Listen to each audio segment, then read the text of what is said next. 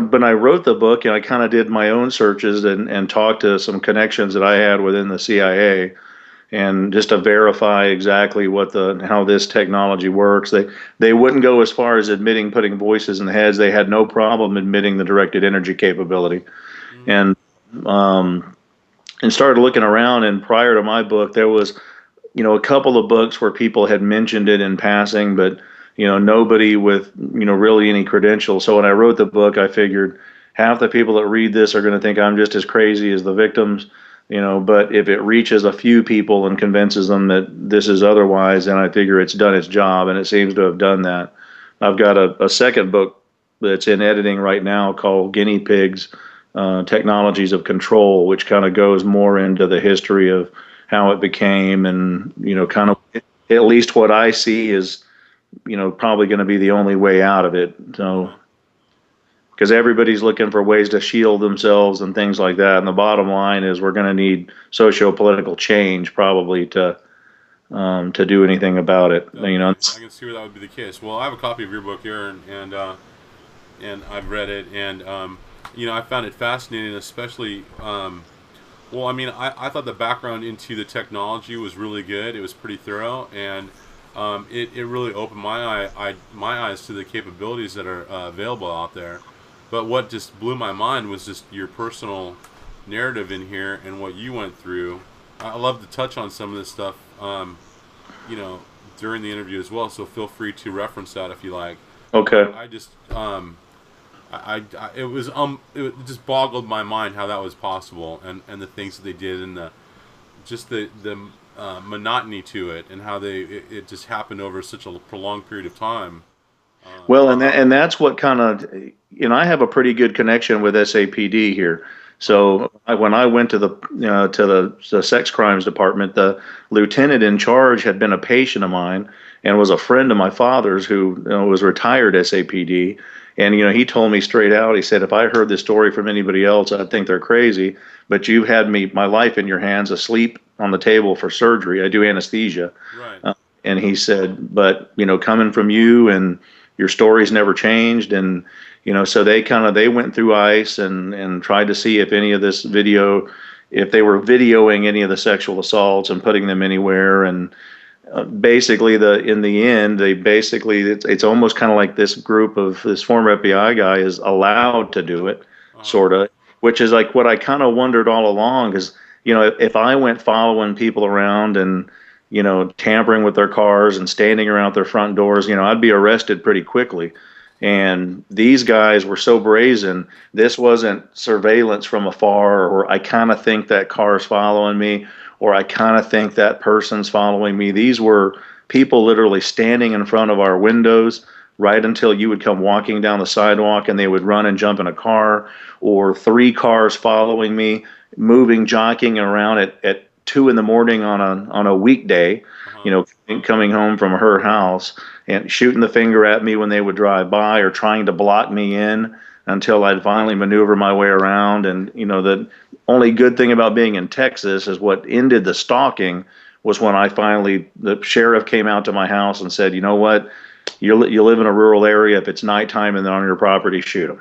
And there was not anything that was questionable about what was going on. Yeah. So, Well, good for you for defending yourself, and I mean, obviously, it sounded like you had to based on what you experienced. I mean, that was just horrendous. I couldn't believe the levels that they went to. But let's dive into some of that. But okay. first, maybe we'll just start with some of these questions that I have laid out here. Paul and I put these together, so that's where they come from. So it's kind of an overview, but basically, why don't you just start by explaining what the problem is as you see it, and the ways in which classified technologies are being used on targeted persons. Kind of a general introduction to Well, that. from my experience, it seems to be a form of remote neural monitoring is one of the terms we use for it. The other term is psychotronic weaponry that has been designed to interact with the human nervous system in order to remotely pick up on someone's neural network, or EEG, and not only receive that and monitor it, but manipulate it and place it back into the victim to control their emotions or control their actions or bodily functions for that matter. The other more recent term we have for that is EEG heterodyning or EEG cloning. The difference between EEG heterodyning and EEG cloning would be, let's say, me remotely receiving your EEG and then duplicating it and putting that in another person to give them your same thoughts or feelings or physical reactions. EEG heterodyning would be receiving your EEG, manipulating it to put it back inside your head to give us a desired physical reaction or emotional reaction. And exactly, I mean, give me an idea of how this technology works. I mean, I wish I could give you a good example of how it works. I know Robert Duncan worked on some of the projects. I mean, he claims it's a very complex, mathematical situation that does it. The bottom line, though, at least from what I've been told, is that it's mostly based on Robert Malik's patent of remote neural monitoring, in which he found that if you shoot two dissimilar frequencies into the human brain, that the human brain will actually create an interference frequency as it tries to duplicate the two dissimilar frequencies, and the interference frequency that gets transmitted back out of your brain can be decoded and your EEG digitally manipulated out of that. Now, and that patent came out in like 1974. It was Malech, Robert Malik. And it was actually invented as a way to monitor pilots. That way, if you had a pilot that was falling asleep or a pilot that was starting to hallucinate, they could see that remotely and then stimulate the pilot to wake him up or to bring him out of a delusion, especially fighter pilots that are on, continuously long missions. It appears to be mostly being done in that way. Now, one of the more scary things that's come to light lately is the way the NSA is monitoring our computer systems, and they're doing that with continuous wave radar, or CWR. Lately, there's been a program of interdiction where the computers and smartphones and things are actually gotten before they actually reach our shores for sale, and are being implanted with a particular type of implant.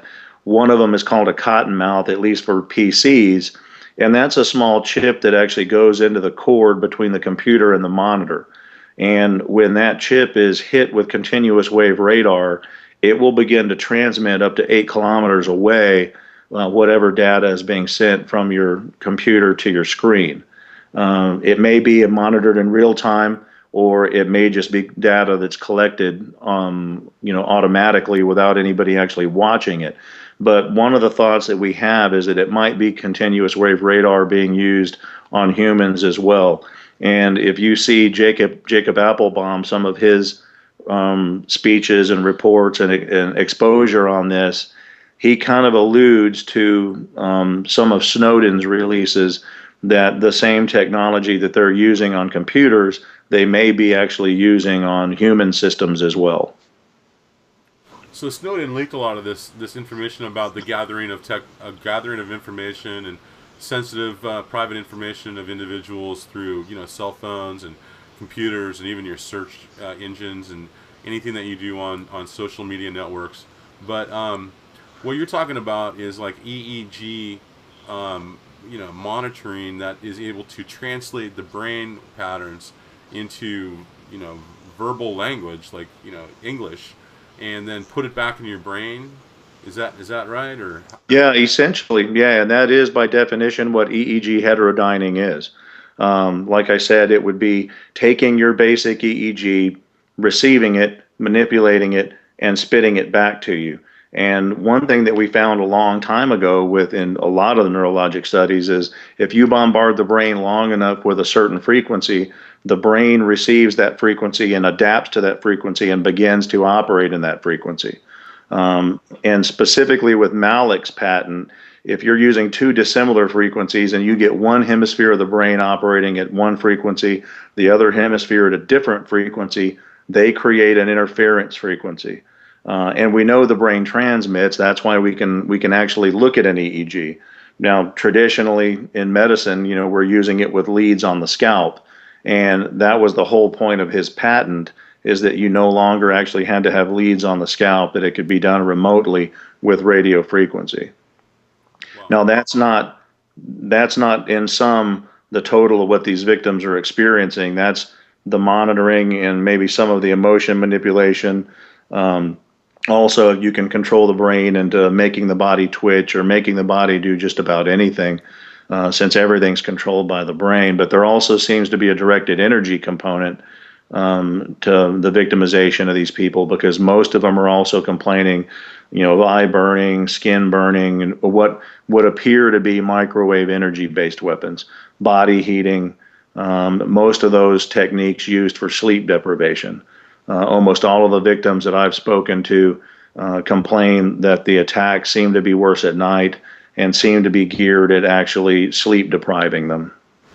Tell me more about how that technology works, though. I mean, Well, the directed microwave. Yeah. directed energy weapons have been worked on for some time, and if you look at the addendum, the Army's addendum to the technology of non-lethal weaponry that came out late '80s, they clearly talk about using direct microwave energy as a weapon.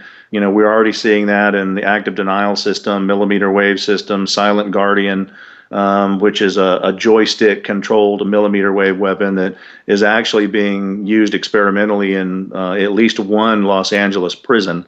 That way, when prisoners get out of line, a guard can actually manipulate the beam and burn the person until they get out of the way of the beam. So that's been worked on, for some time now. How it's being delivered, possibly via satellite or being, delivered long range, is classified technology that, hopefully will eventually get somebody that's a whistleblower to tell us more about how that's done.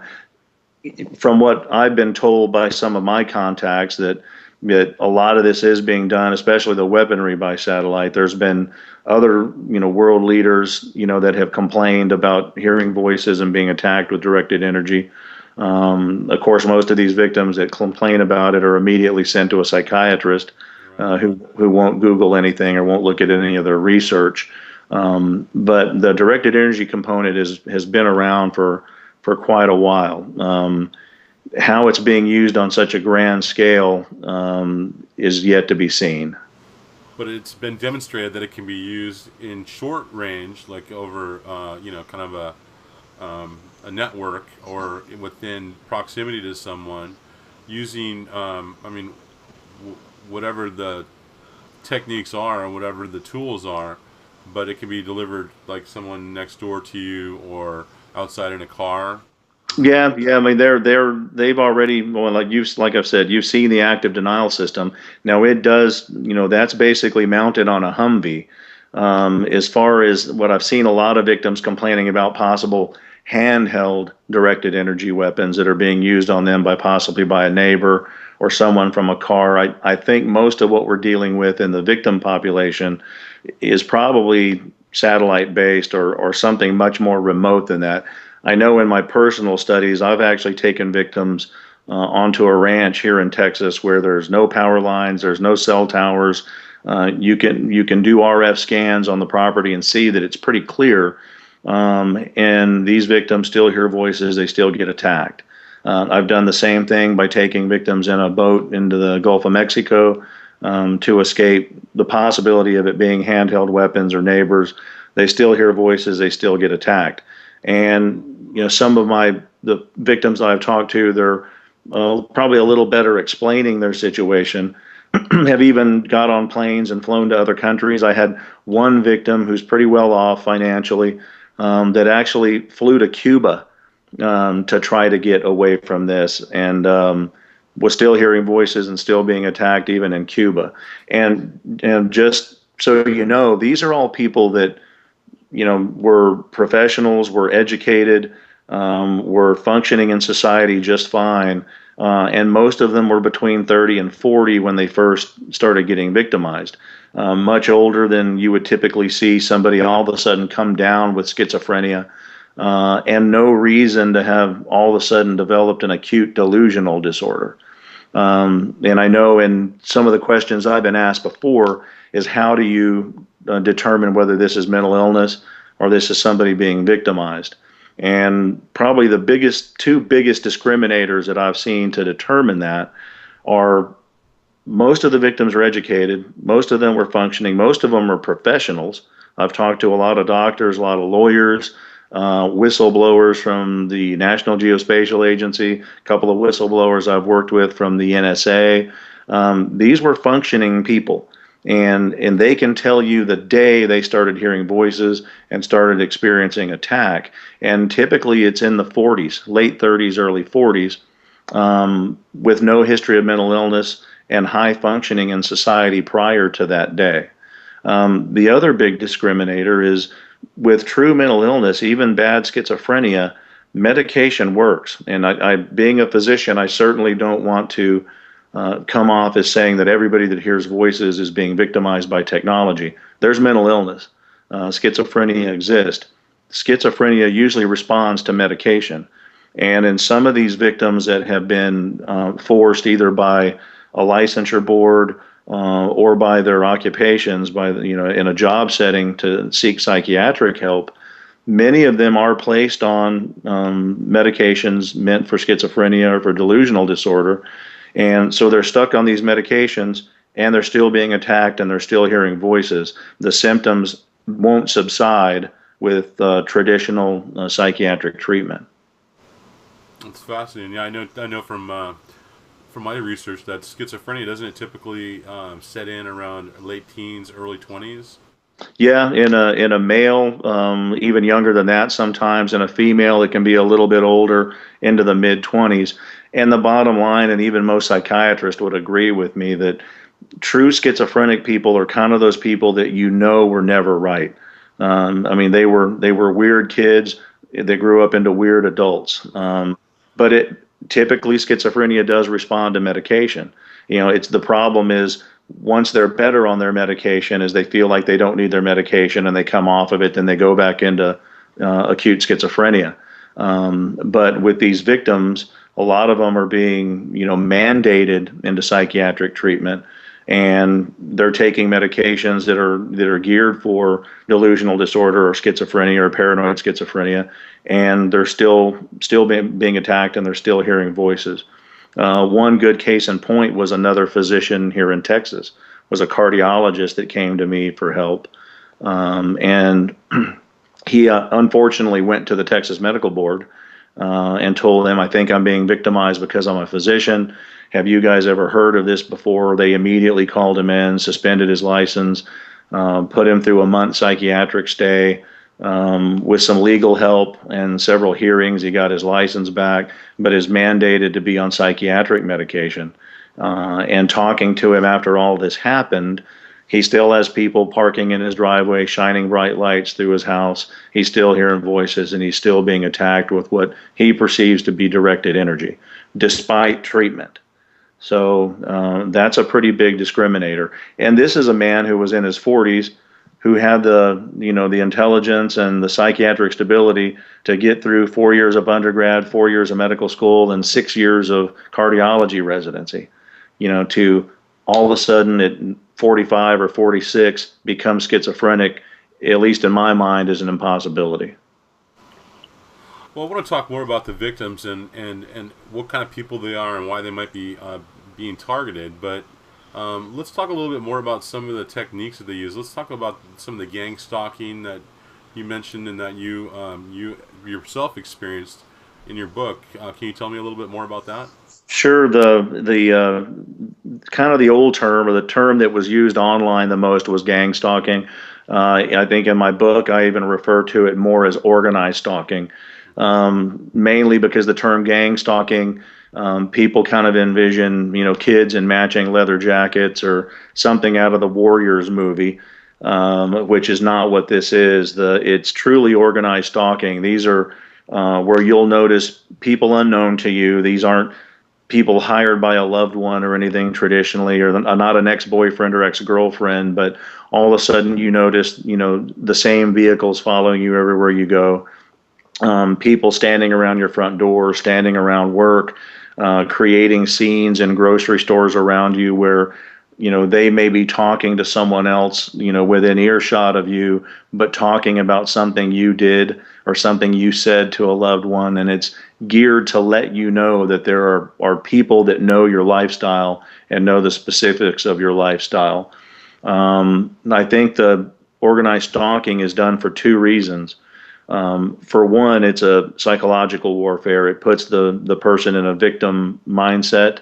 It also puts that victim down the pathway to a mandated psychiatric stay, because when they go around telling everybody that I'm being followed 24/7 by these people, and sometimes they'll tell neighbors or tell loved ones that they're FBI when they're not.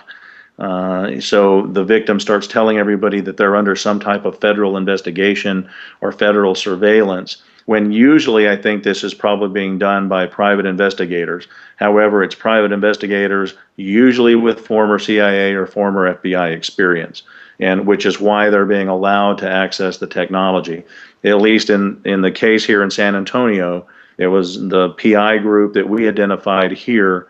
It was a former FBI fraud investigator that opened up his own private investigative agency after he retired. He hired nothing but his family members and pretty much advertises corporate espionage, and is the guy you turn to if you want to harass an ex-wife during a divorce proceeding to make her look crazy, possibly to get out of paying child support or get custody of your kids or to get out of paying alimony.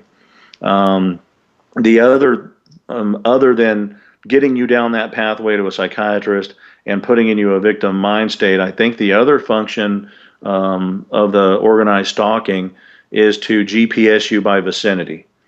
Most of these victims think they're chipped because they seem to be able to be tracked everywhere they go. And we have found a handful of chips in people, but by and large, after looking at thousands of MRIs, and not only me doing some RF scans looking for chips, but ISA Act, which is an organization I'm affiliated with, has actually gone around the country actually scanning a lot of victims, doing radio frequency scanning. And while we will find radio transmissions either emanating into or from the victim, when you image those sites, we're not typically finding chips. Which leads me to believe that most of this is probably being done without any type of an implant. Well, the way you would do that, in my mind, would be to stalk that person and GPS them by vicinity until you can use whatever technology that is being used to remotely track them, by their EEG.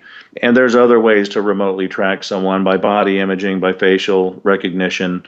I've heard some of the people talk about now DNA resonance, which using continuous wave radar, if you bombard the human body with it, we all have a different DNA signature, and that can actually resonate and be received.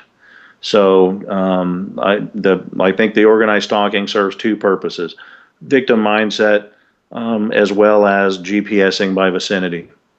And a lot of this stuff actually happened to you personally. I mean, in your book, you even mentioned some pretty unbelievable things that were happening regarding surveillance techniques, the taking of doors off of their hinges and taken apart with elaborate cameras, small hidden cameras being inserted into them. Tell me more Yeah, about that. sure. In the book, I actually that particular incident was a girl that was doing some typing for me and holding on to some documents for me after I found out that my home was being broken into fairly consistently. I live in a rural area with no homes around me, so my house was pretty fair game for breaking and entering, and actually had sheriff reports of at least 16 times they came out with my alarm going off due to the inside motion detector being activated. They weren't kicking in the door, they were remotely opening my garage door coming through an attic access. So the alarm wasn't going off until they actually set off the motion detectors. So when the police would get to my house, there was no bashed in door or broken window. So they would leave a note on the door saying that we looked at the perimeter and there appeared to be no breaking and entering. So, get your alarm checked. When the whole time they were coming, there were people inside my home. The girl that was actually storing much of my data and helping me do some of the typing of the book noticed that her doors were getting torn up. Her interior doors were being torn up. And then one day, after slamming one of her doors, heard something knock inside the door. And these are the hollow type doors that have a cardboard honeycomb system in between two veneer panels. So we opened up one of the doors to find that there was a 9-volt battery attached to essentially a low end nanny cam that had been mounted to the top of a plastic piece glued to the inside of the door with a small pinhole drilled into the door where it could actually shoot from the door into the bedroom, and then another one shooting from a door into the living room where she did most of the typing. Those also would pick up audio. Now that's real low end technology, and that would require a car nearby to do, or a neighbor nearby to do the reception. And in her case, just about every night around 9 or 10 o'clock, a car would roll up in front of her house and park on the curb with someone inside it that would sit there all night. And that's one of the other problems with organized stalking. As long as they don't come on your property, you can actually sit in a vehicle on the street, on the curb, however long you want. That's not illegal, and the police can't help you with that. Wow. So let's talk about the targeted individuals. Why them? Why you, for example? Well, in my case, in the book, the girl that I was engaged to had kind of attracted the fancy of an older ear, nose, and throat surgeon in San Antonio, who had told me several years ago that he had this former FBI guy that he referred to as the ghost that did this barely legal harassment. And his exact words, he said, "I'm hiding him from my wife in case I ever need to use him to make her look crazy during a divorce." Well, at the time he told me that, I kind of blew it off and, thought, well, maybe this is just a guy that's just making himself look, grandiose and probably a little bigger than life. Until 2 years later, when I was engaged to this girl who I knew he had found attractive, and we had been on vacation with this guy and his wife before. This was a man and his wife who were well known to me. And then when I noticed her being stalked, and like I said, I live in a rural area. At the time, it wasn't even a driveway; it was a gravel road through a ranch to my home. And I would see her car leave the driveway at 2 a.m., and then immediately two more cars turn their lights on and follow her 5 miles up a gravel road to the nearest highway. I started following those vehicles, writing down the plate numbers. They all came back to this PI agency that he had told me about several years prior that he used to harass competitors, corporate espionage type of stuff. So she was strictly targeted just basically by someone interested in sexually assaulting her, which was what wound up happening with her. Now, most of the other victims I've talked to, there almost seems no reason for their victimization. I have had a handful of whistleblowers from government agencies that have came to me that are being targeted for being whistleblowers. But by and large, most of the victims seem to be randomly selected. And at least from a medical standpoint, being a physician and a researcher, this looks to me to be experimentation. It's being done in every major city. It's being done methodically, like it's being done with a manual, an instruction manual. Most of these victims will kind of report the same scenarios that they're hearing in their heads, report the same scenarios with the organized stalking, and the same scenarios with the directed energy attack. So in my mind, on a grand scale, it's probably experimentation or continuation of MK Ultra. Having had their hands slapped initially by the Rockefeller Commission and the Church Committee hearings, I think what they did was be a little more careful to farm this out to governmental or prior governmentally hired people who are now in private industry. So there's some plausible deniability when and if these people ever get caught. So, they farmed out the technology to PI groups that are, most of them probably owned by former FBI or former CIA people who are now operating as civilians but being given access to government technology. It would appear to me that they're able to carte blanche select the victims however they want to, as long as the data goes back to the appropriate agencies at the top. So it seems like what the stuff that Snowden leaked out was really just the tip of the iceberg compared to this really high tech surveillance that's going on that we know nothing about.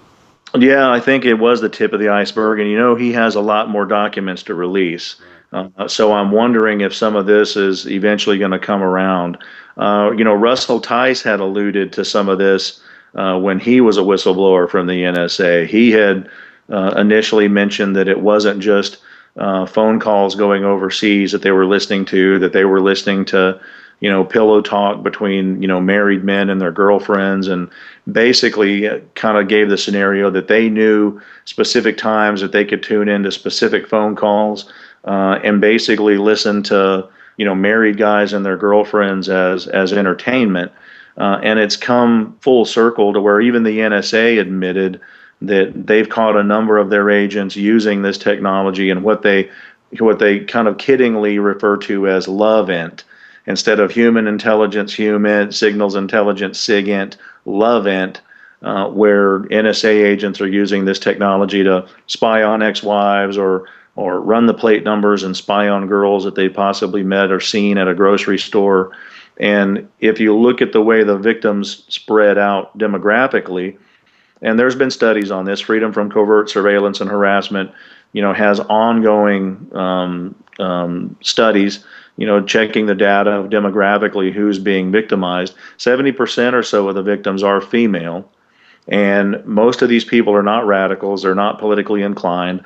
They're educated people that were functioning in normal jobs and having normal lives until one day they started hearing voices and being attacked and being stalked. And it seems to be intentionally a random sample.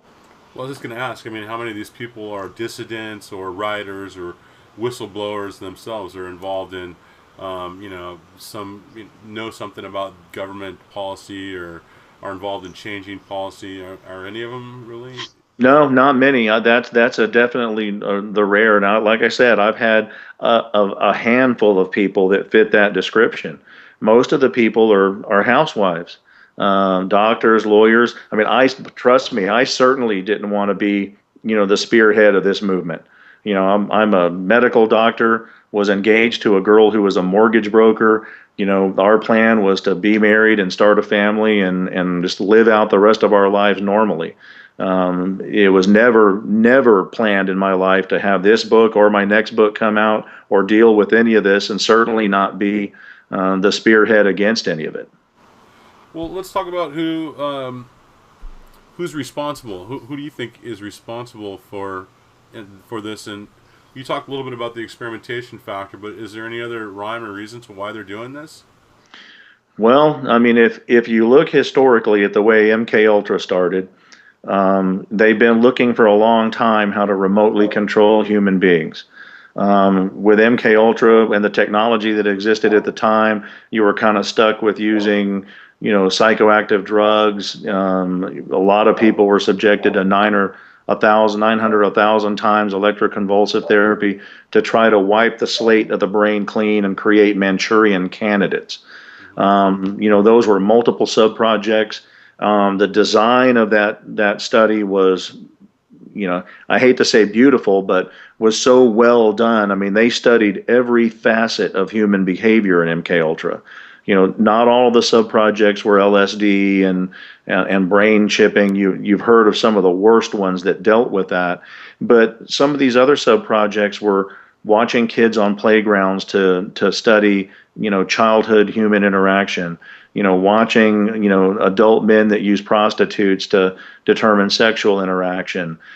They studied every facet of human behavior, and then also the ones that you heard about that were giving psychoactive drugs, or Ewan Cameron up at McGill University, using a combination of electroshock therapy and convulsive drugs, or brain chipping.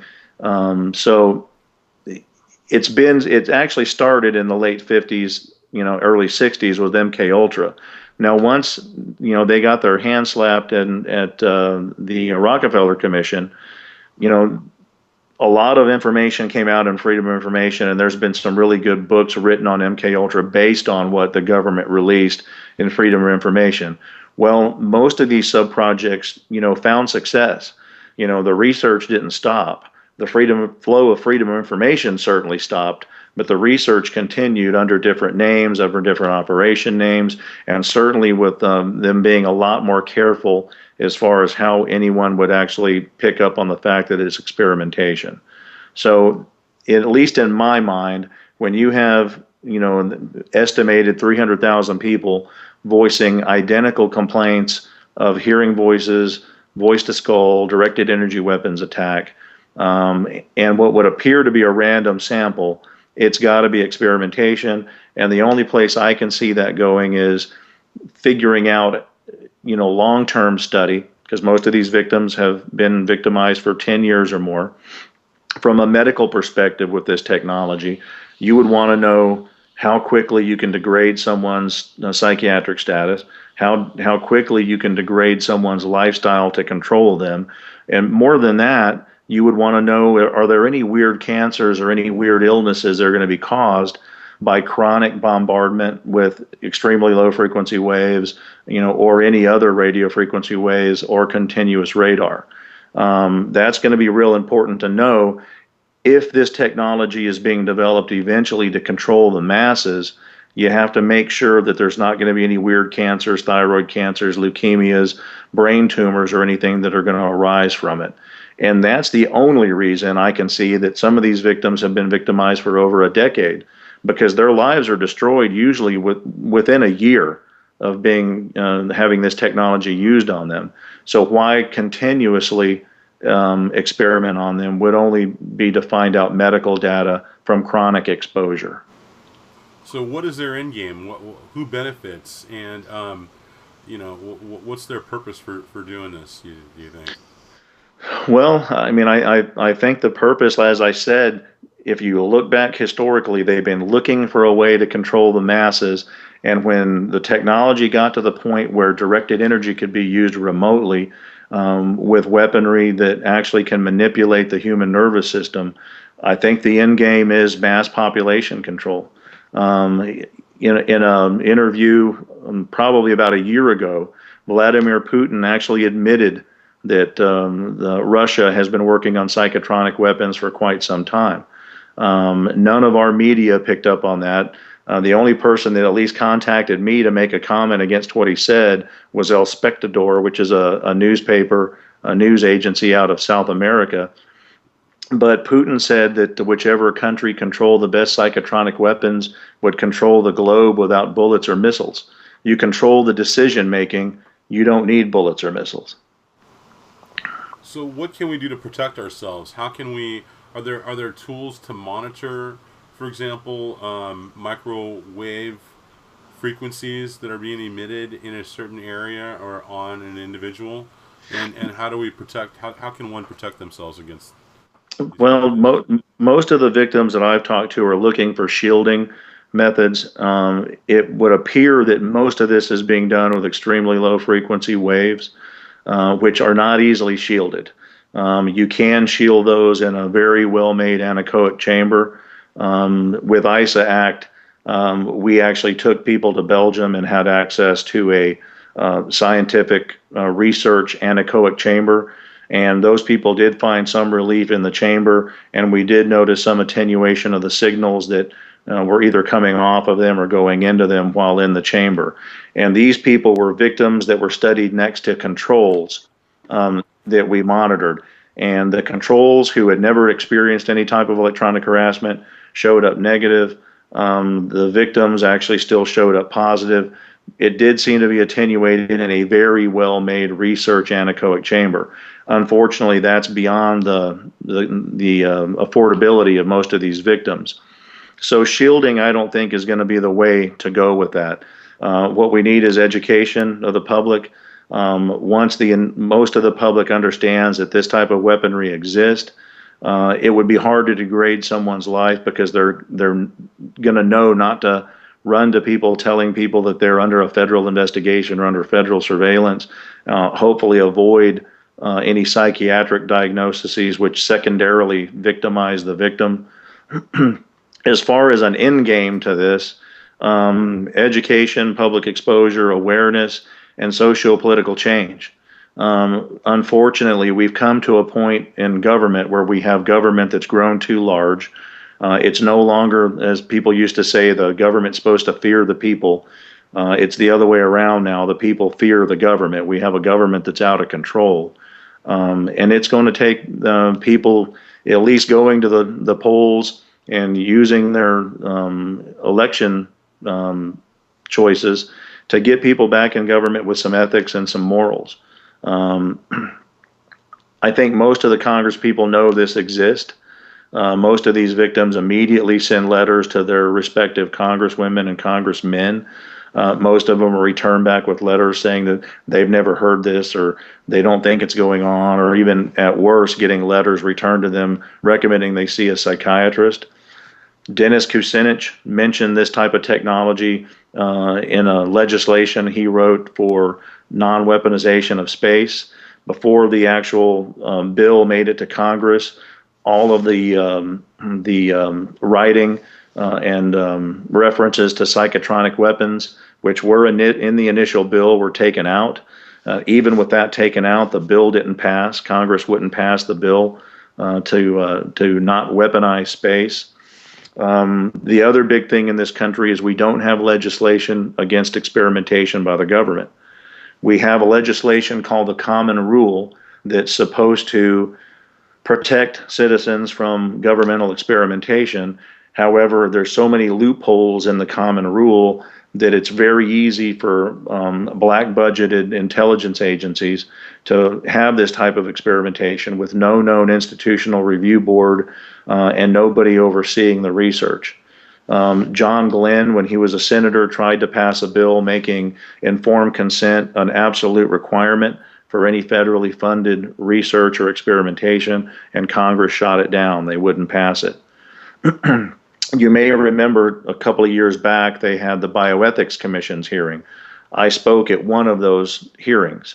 When the press released the fact that the Guatemalans had been experimented on, similar to the Tuskegee experiment with gonorrhea and syphilis, weaponized forms of gonorrhea and syphilis, it wasn't until that had media exposure that Obama appointed the Bioethics Commission. And their job was to find out if any non-consensual experimentation funded by the government was still ongoing in our country or abroad. There were 4 meetings. At each one of those meetings, there were well over 100 people in the public forum. Almost all of the people in the public forum were complaining of electronic harassment, directed energy attack, and hearing voices. Unfortunately, the people he appointed to the actual board to hear it were mostly apologist bioethicists from Harvard and Yale. I was the only person that actually got up there and pointed out the loopholes in the Common Rule that allows for non-consensual experimentation. And some of the writing in that legislation is such that it essentially says that it's okay to perform the experimentation as long as the experimentees are notified after the fact. And typically that's what you've seen done with our government.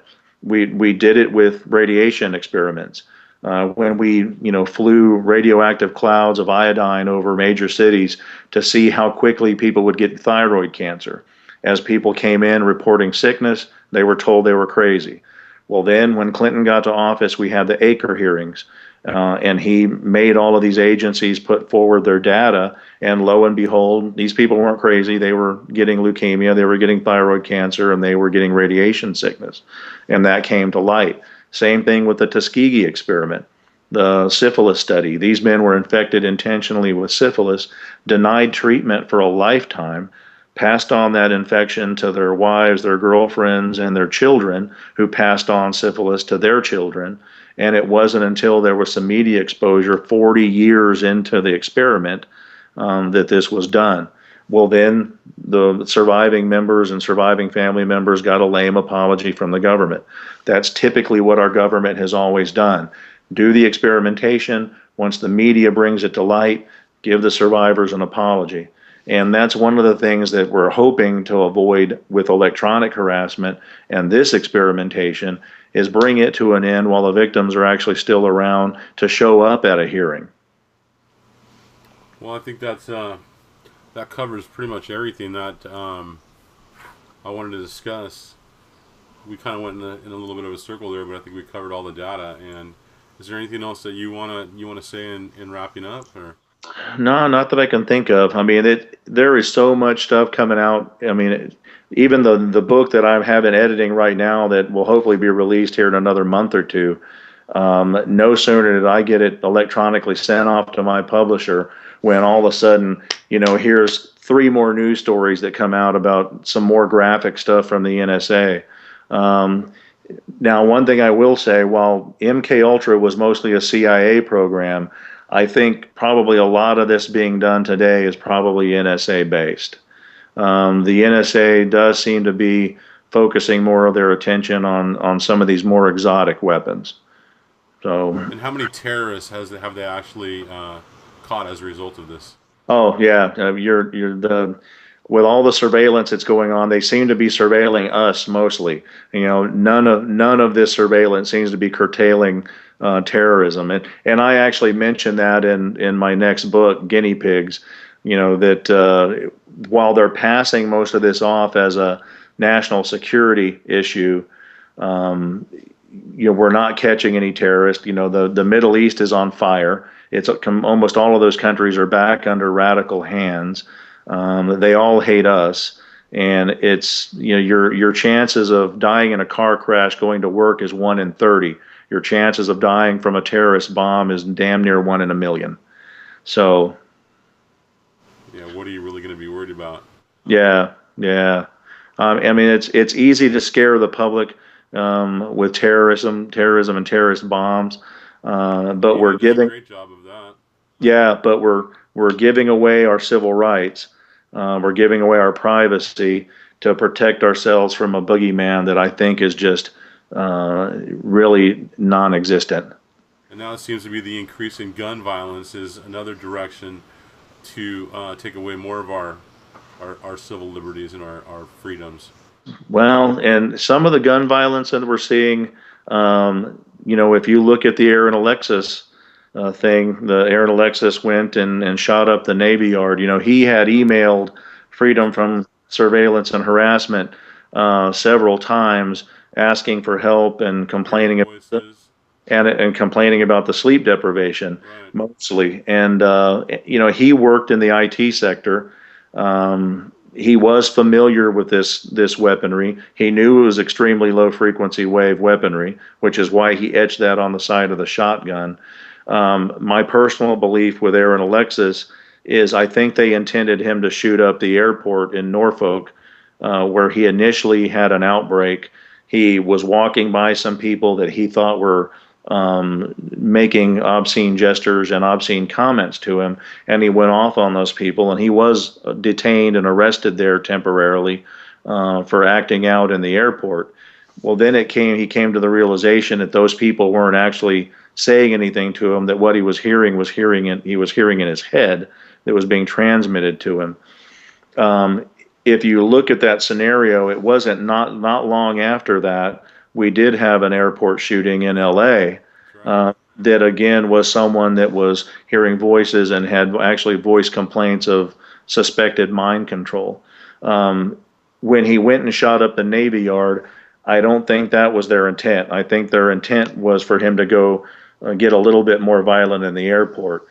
Due to the fact that he etched "This is my elf wave weapon" on the side of his shotgun, I think the shooting at the Navy Yard is where he perceived the research was being done on some of this weaponry and was actually a vengeance shooting, not him being controlled to be a controlled assassin at the Navy Yard. Well, it's fascinating. It's frightening. A lot of good information there, John. I appreciate you Sure.